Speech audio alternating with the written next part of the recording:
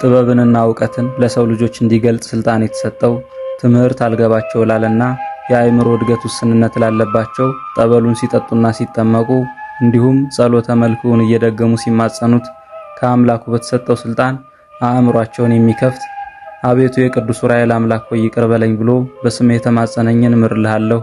የጽድቅ ሥራ የሚሰራበትን ዕድሜንም ጨምሬ እሰጠዋለሁ።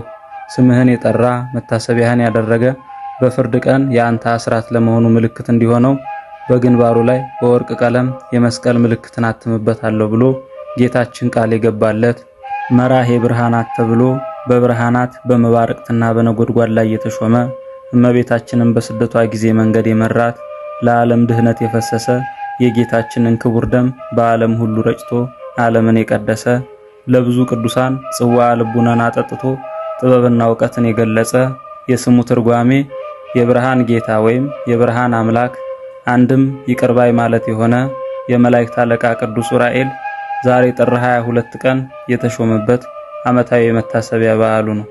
ለእግዚአብሔር ምስጋና ይሁን። እኛንም የሊቀ መላእክት ቅዱስ ዑራኤል ጥበቃው አይለየን፣ በጸሎቱ ይማረን ይቆየን።